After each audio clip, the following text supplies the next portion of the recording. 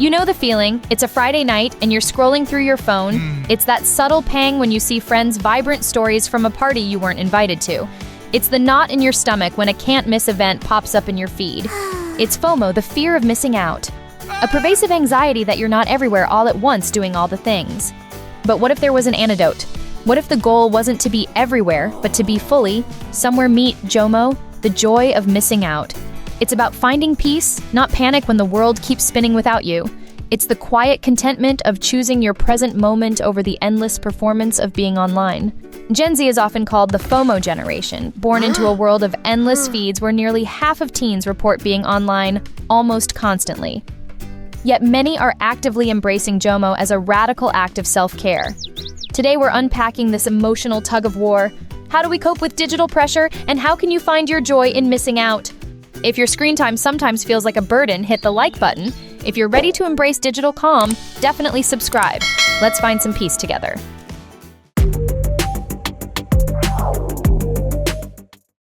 The pervasive pull of FOMO when the digital world feels obligatory. At its core, FOMO isn't just a trendy acronym. It's a deep-seated anxiety defined by psychologists as a pervasive apprehension that others might be having rewarding experiences from which one is absent. This feeling is magnified by the architecture of our digital lives, turning a natural human impulse into a chronic modern stressor. It's not just about missing a party, it's the gnawing feeling that you're falling behind in life itself, a feeling that can lead to increased stress and low self-esteem.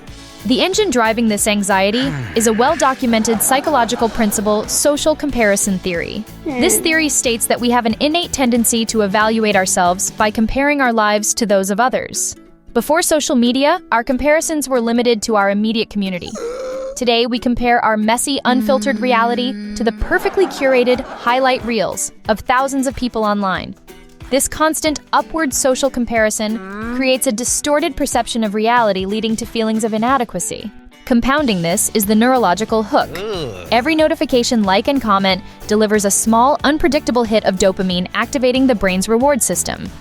This is the same neural circuitry involved in addiction, creating a compulsive urge to check our phones in a feedback loop of anxiety and temporary relief.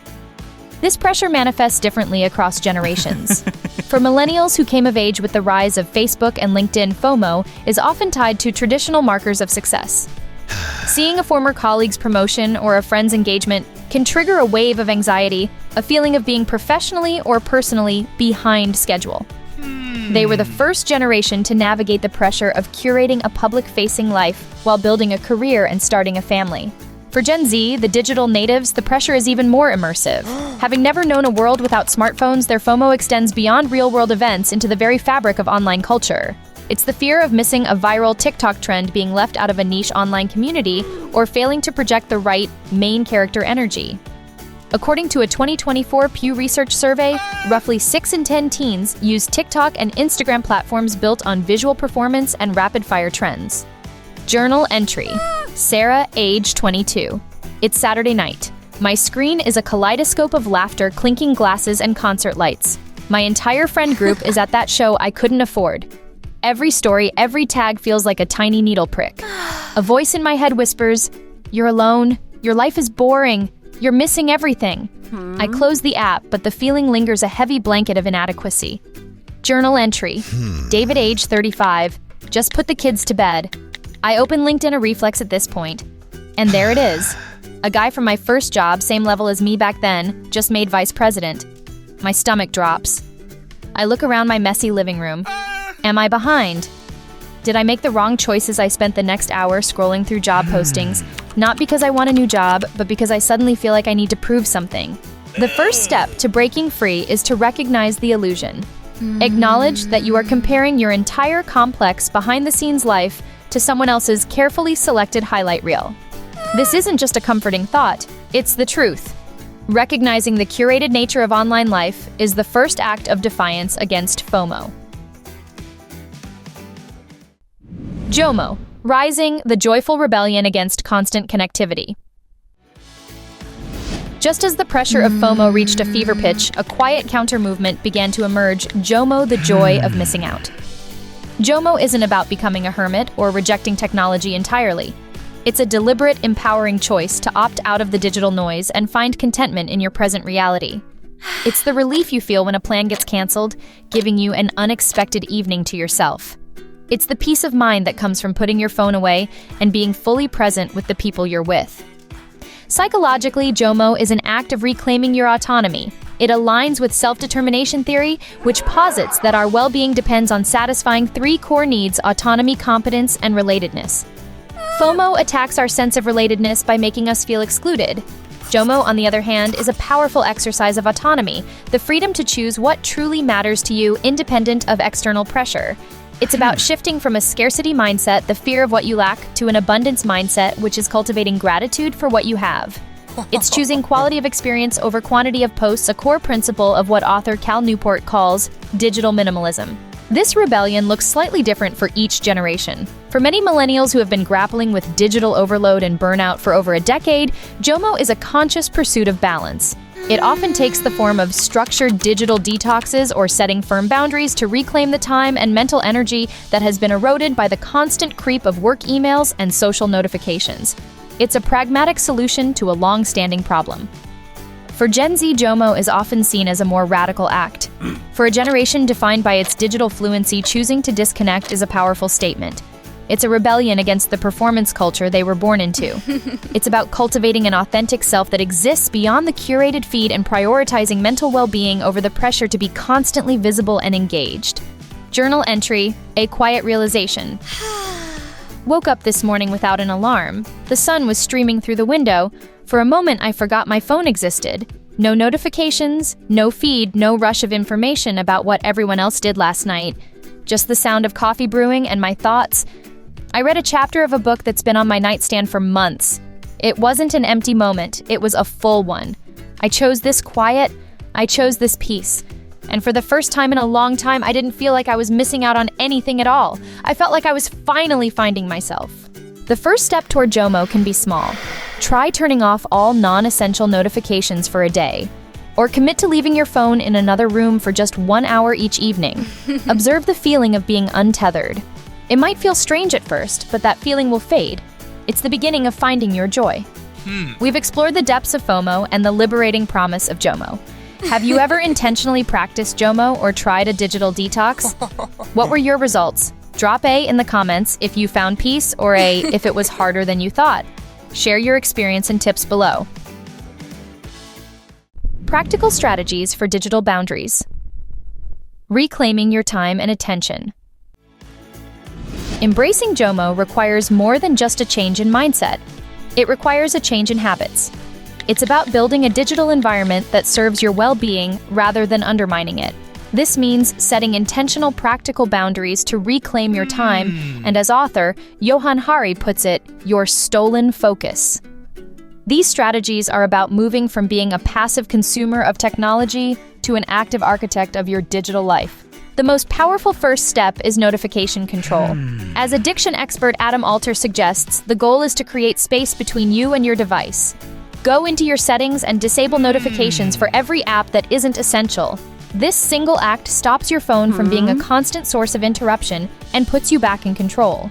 Next, establish clear time and space limits. Use the built-in screen time tools on your phone to set daily limits for problem apps. Create no phone zones in your home like the dinner table or the bedroom to protect sacred spaces for connection and rest.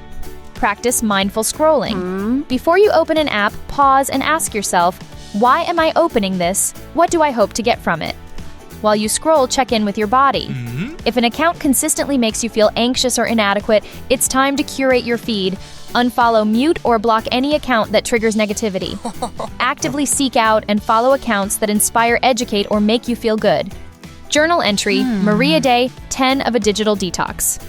The first 3 days were hell. I felt phantom vibrations in my pocket every few minutes. I was irritable, restless, and constantly wondering what I was missing. But then something shifted. On day 4, I picked up my old guitar. On day 7, I called my sister instead of texting, and we talked for 45 minutes. I feel a sense of calm I haven't felt in years. The world feels bigger, and my own life feels richer. I'm not sure I want to go back to the way things were. The key is to start small. Implement one change this week. Turn off your Instagram notifications. Leave your phone in the living room when you go to bed. Observe how it feels. You don't have to overhaul your life overnight. You just have to take the first step. Embracing your own story beyond the highlight reel. Ultimately, the journey from FOMO to JOMO is about learning to find contentment and joy in your own life, unburdened by the need for external validation or the pressure to perform for a digital audience. It's about writing and living your own story rather than just watching everyone else's. This represents a profound psychological shift, moving from an external locus of control where your feelings are dictated by what others are doing and thinking to an internal one where your sense of self-worth comes from within. When you stop outsourcing your happiness to the algorithm, you can start cultivating it yourself. This means rediscovering the pleasure of the offline world and reconnecting with your inner self through regular periods of solitude. Solitude, as Cal Newport defines it, isn't loneliness. It's a state where your mind is free from the input of other minds, a state essential for deep thought and self-discovery. The benefits are tangible and well-documented: improved sleep, reduced stress and anxiety, increased focus, deeper real-world connections, and more time for hobbies and genuine self-reflection. When you are less distracted by the digital world, you have more mental bandwidth for the real one. For Gen Z, this shift is crucial for forming an authentic identity. In a world that pressures them to have a main character energy that is constantly documented, JOMO allows them to have experiences that are just for them. It helps them build a sense of self that is distinct from their online persona, one that is resilient and real. For millennials, JOMO is often about reclaiming a personal life that has been slowly eroded by the digital creep of work and social obligations. It's about rediscovering who they are outside of their roles as employees, parents, or partners, and finding joy in activities that have no professional or social currency. Journal entry, Liam Post Detox. I used to think my value was tied to my online engagement. Every post was a performance. Taking weekends offline started as an experiment, but it became a lifeline. I started painting again. The joy wasn't in posting the finished product, but in the messy, imperfect process of creating it. I realized my creativity wasn't fueled by scrolling through trends. It was stifled by it. My best ideas now come from boredom, from long walks, from conversations that aren't documented. My life feels like my own again. The final step is to actively practice gratitude for your own life exactly as it is. Engage in offline activities that you truly enjoy without the urge to document them. Go for a walk in nature, cook a delicious meal, get lost in a conversation. These moments are the fabric of a well-lived life. Conclusion and recap. FOMO is a powerful force, a constant anxious hum in our digital lives, engineered by platforms designed to capture our attention for profit. It preys on our fundamental human need to belong, amplified through the distorted lens of social comparison. But JOMO isn't just about turning off your phone, it's about turning on to your own life. It's a conscious, deliberate rebellion. It's about choosing presence over performance and peace over constant pressure. We've seen how both Gen Z and millennials are grappling with this and how both are finding their paths toward digital well-being. The strategies are clear: take control of your notifications, set firm boundaries with your devices, practice mindful engagement, and curate your digital world to serve you, not the other way around. Most importantly, it's about rediscovering the joy of your own undocumented life. Sometimes the greatest experiences are the ones you don't share online. Don't let digital pressure make you forget to enjoy your real life. Dare to miss out. Dare to find your joy in it. What's your go-to tip for overcoming FOMO, or do you have a favorite JOMO activity? Share your insights below to help our community. And if this episode helped you find a moment of digital calm, hit like and subscribe. Join GENSHIFT as we continue to explore vital topics for balancing your life in the digital age.